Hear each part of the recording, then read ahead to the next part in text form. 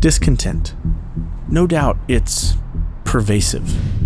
What I mean is, when the things we are sick of begin to outweigh what we're grateful for, it feels like an infection of sorts. A disease of, disappointment? Or a low-grade resentment spreading rapidly among us? Unchecked, I suspect our discontents breed a nasty cycle of disconnection in every part of our lives. Disconnection rooted in a lack of giving others the benefit of the doubt, not understanding that, like us, there's something underneath their surface-level frustrations. And I wonder, can we break that cycle once it's gained momentum?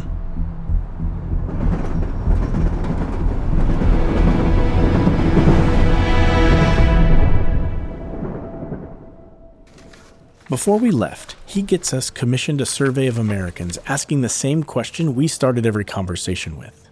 What are you sick of? And the data came back in neatly defined buckets. Shocker, people are sick of quite a bit. Political division, financial instability, biased news, gun violence, the cost of healthcare. The list goes on and on.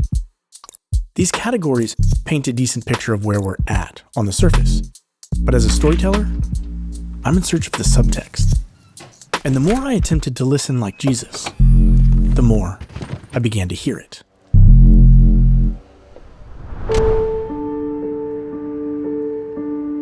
I'm sick of how people use their phones. We have this device that's supposed to bring us together, but instead, more than often than not, separates us.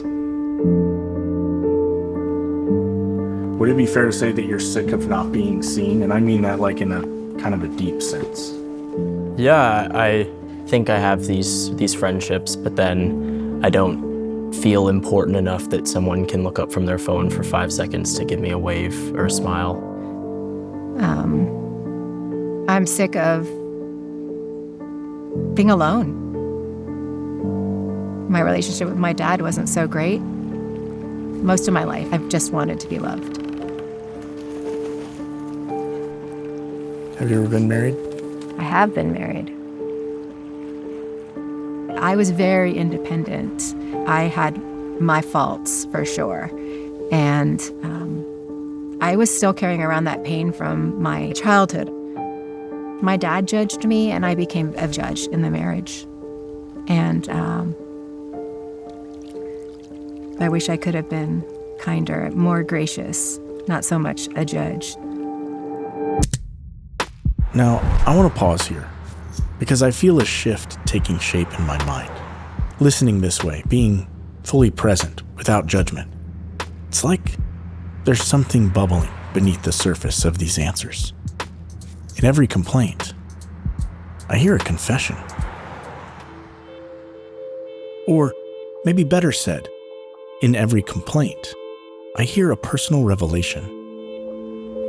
I'm sick of things being abandoned, things being run down, sick of nobody doing anything about it. Do you feel abandoned? Oh yeah. At a young age, I was adopted because my parents wanted to do drugs and not worry about me. Christmas came one day, was sold the next for their next high. So yeah, I've always felt like I need to care for people, places, and things. You gotta be a caring person in this world to make the world go round. And if nobody cared, then nothing's gonna change. Why is it that common sense sounds like a revelation when it comes from the mouths of everyday people?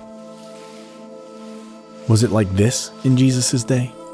Did he hear confessions of disillusionment and dissatisfaction and everyday complaints? That Jesus listened well isn't a revelation. But what's been surprising, for me at least, is how his way of listening makes room for something a little harder to name. And if we have any hope of stopping the spread of all this discontent, we're going to need some help understanding what this thing I've been experiencing really is. If nobody cares, nothing is going to change.